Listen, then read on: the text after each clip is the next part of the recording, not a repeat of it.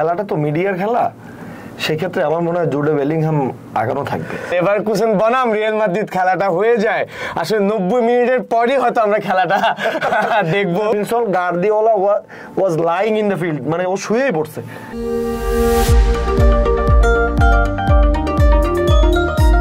স্বাগতম সকলকে, আবারও চলে আসলাম ফুটবল উইকের আরেকটি শো নিয়ে। আমি এবং সাথে আছে মাহবুব নাহিদ ভাই। তো এই উইকে কিন্তু ফুটবল উইকে এই উইক অফ ফুটবলে অনেক কিছুই আসলে ঘটে গিয়েছে, যেখানে একটা বড় ডিল যেটা অনেক বছর ধরে মাদ্রিদিস্তারা বলেন অথবা ফুটবল বিশ্ব বলেন দেখছে এবং রুমারটা শুনছে Mbappe to Real Madrid, and এটা প্রায় একটা ডান ডিল। এমবাপ্পে তো আসলে রিয়াল মাদ্রিদেরই খেলোয়াড়, লোনে ছিল এতদিন, এরকমই বলা চলে। এবং শেষ পর্যন্ত তার চ্যাম্পিয়ন্স লিগ কিন্তু জেতা হলো না পিএসজির সাথে। এখন এটা আসলে স্যাডনিং না, লাস্ট ম্যাচটাও হারছে, লাস্ট ম্যাচটাও আসলে এর মধ্যে পাপা পেরেজা কিন্তু একটা ঘটনা ঘটেছে। জি জি, মাদ্রিদিস্তাদের মাঝে যখন পাপা পেরেজ একটা ঘোষণা করে যে হুম ডু দে ওয়ান্ট, সকল মাদ্রিদিস্তারা একসঙ্গে একই সুরে একই তালে বলে ওঠে এমবাপ্পে, এবং তার উত্তরে পাপা পেরেজ একটা মুচকি হাসি দেয়, যে হাসির মানেটা আসলে কি আমি এটা ফিগুয়ে ফেরি দেখেছি। আচ্ছা, এখন এটা তো চলে গেল এমবাপ্পের ঘটনা। এরপর এই উইকে ঘটে যায় আরেকটি ঘটনা, সেটা হচ্ছে অ্যাজ ইউজুয়াল আমরা যেটা গত 3 উইক ধরেই বলে আসছি, man city will win the Premier League. Will win the Premier League, and এটাই হলো টটেনহাম হটস্পারকে 2-0 হারিয়ে এখন টেবিল টপার ম্যান সিটি। আর এক ম্যাচ বাকি আছে, এবং এখানে আসলে মনে হচ্ছে না কোনো ধরনের মিশআপ হবে বলে। মিশআপ হওয়ার কথা না, আসলে ম্যানচেস্টার সিটির খেলা হচ্ছে ওয়েস্ট হ্যামের সাথে, আর আর্সেনালের খেলা হচ্ছে এভারটনের সাথে। এখন ব্যাপার হচ্ছে যদি কোনো কারণে আমরা একটু স্ট্যান্ডিংটা দেখি, স্ট্যান্ডিংটাই হচ্ছে 86 আর হচ্ছে 88 পয়েন্ট। তো ম্যান সিটির যে অবস্থা, সেখানে কিন্তু তাদের গোল ডিফারেন্স +60, আর্সেনালে কিন্তু গোল ডিফারেন্স 61। এখন যদি কোনো কারণে ম্যান সিটি ম্যাচটা ড্র করে ফেলে আর আর্সেনাল জিতে যায় তখন কিন্তু পয়েন্ট হবে সমান সমান, রাইট? হ্যাঁ, 88 থেকে 89 হবে আর ওদের হবে 89।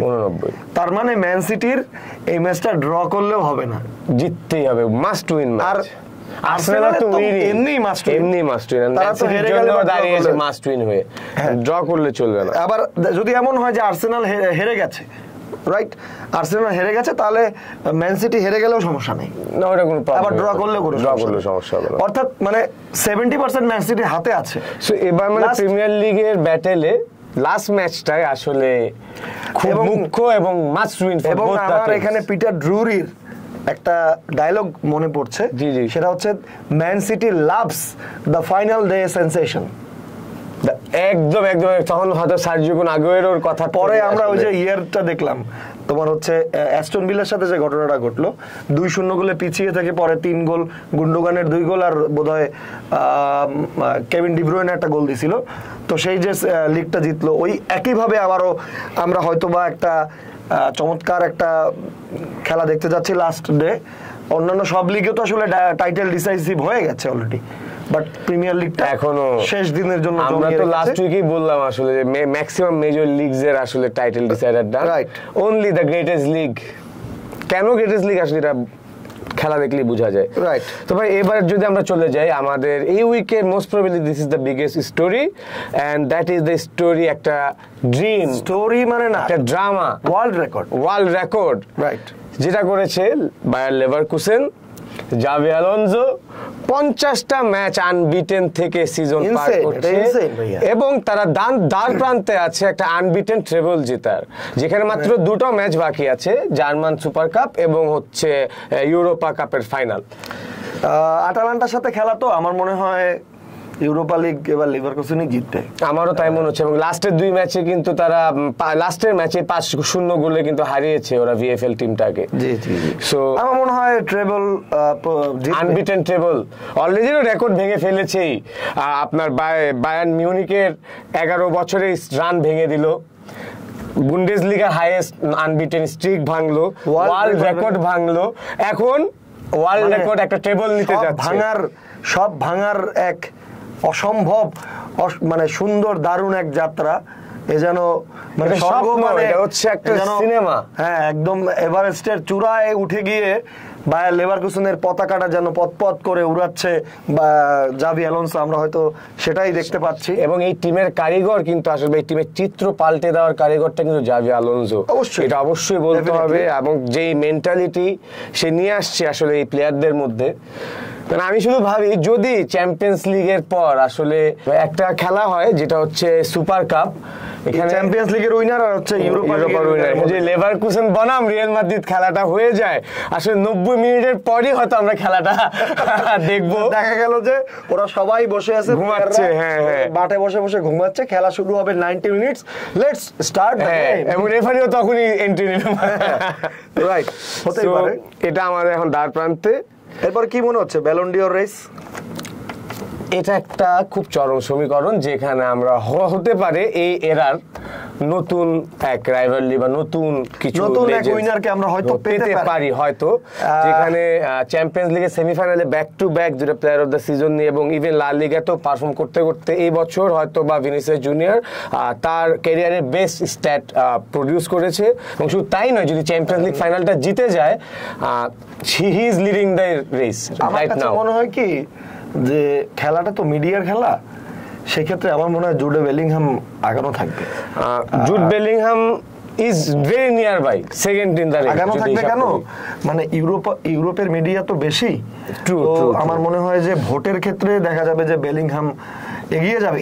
এবং এরপরে আবার আরেকটা গল্প আছে, সেটা হচ্ছে একজন মাফিয়া আছে ফুটবল বিশ্বে, আমরা সবাই জানি, স্বীকার অনেকে করে না, হয়তো শিহাব নিজেও স্বীকার করে না, বাট মাফিয়াটা যদি আমি স্বীকার না ভাই, আমি তো সবসময় বলি যে সে ফুটবল মাফিয়া। হ্যাঁ, এখন মাফিয়া যদি কোনো কারণে কোপা আমেরিকা জিতে যায় এবং সেখানে যদি সেরা খেলোয়াড়ের পুরস্কারটা পেয়ে যায়, তাহলে আবারও হয়তো রিয়াল মাদ্রিদ বা ব্রাজিলের সাপোর্টারদের বলতে হবে ফিফা রিগড।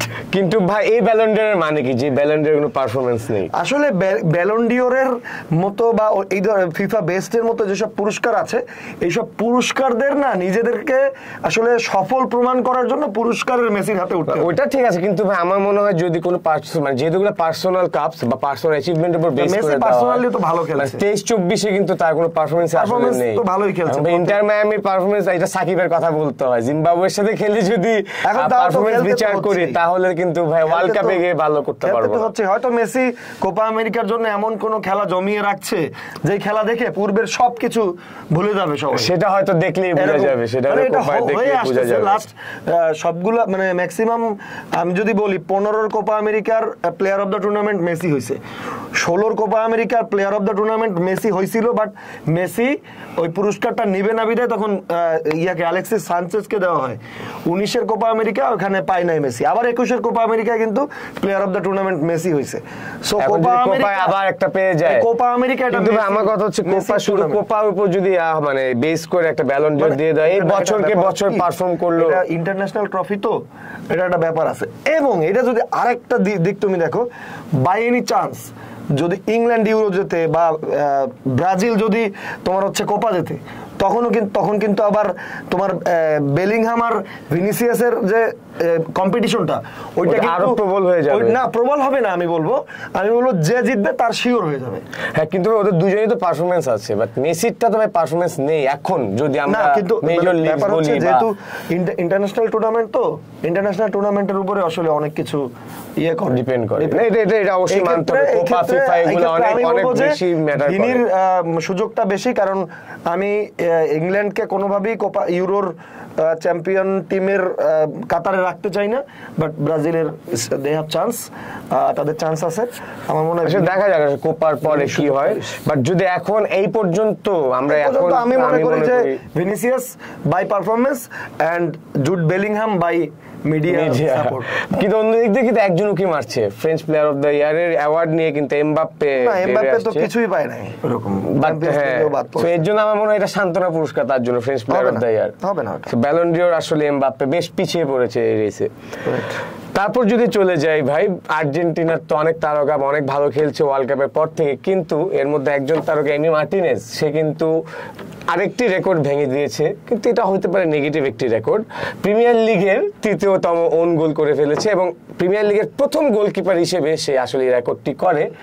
এখন এই নিয়ে আসলে ভাই কি বলতে, এটা নিয়ে বলার হচ্ছে যে এমির যে ঘটনাটা ঘটছে, আমি দেখছি খেলাটা লাইভ, আসলে এটা মানে একটা স্লিপ ছিল, হাত থেকে স্লিপ হয়েছে, বাট পরে ম্যাচটা আমার মনে হয় যারা বেশি এমি মার্টিনেজের আসলে করছে, ট্রল করছে এমি মার্টিনেজকে, তারা সবাই ওই ছবিটা বা ক্লিপটা ফেসবুকে দেখছে।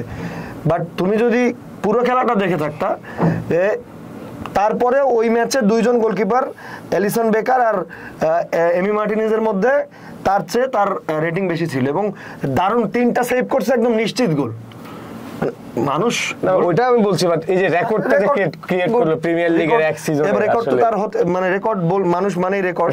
এখানে আরেকটা জিনিস আমাদের মিস হয়েছে, সেটা হচ্ছে ম্যান সিটির যে আমরা লাস্ট ম্যাচটা দেখলাম টটেনহামের, এখানে একটা ছোট্ট মিস ছিল, সেটা হচ্ছে স্টেফান ওর্তেগার একটা সেভ ছিল তোমার হচ্ছে 86 মিনিটে, তখন ম্যানচেস্টার সিটি 1-0 লিডে ছিল, একদম হিউন মিন সন একদম একা। তো এমনিতেই তোমার হচ্ছে এডারসন একটু ইনজুরি হওয়ার কারণে তুলে নিতে হয়েছে। তারপরে ওর্তেগার কাছে যখন বলটা গেছে, ওর্তেগার সামনে Heung min Son, Guardiola was lying in the field, মানে ও শুয়েই পড়ছে, মানে এই বুঝি টাইটেলটা আসলে চলে গেল। এবং ওই গোলটার কারণে টটেনহামও না একটা স্বপ্ন দেখছিল যে চ্যাম্পিয়ন্স লিগের আশা জিয়ে রাখার জন্য, মানে গোলটা যদি হয়ে যেত। বাট স্টেফান ওর্তেগা ওই সেভটা মানে একটা টাইটেল ডিসাইডিং সেভ আমি বলবো, এবং for that Aston villa have qualified for champions league 2।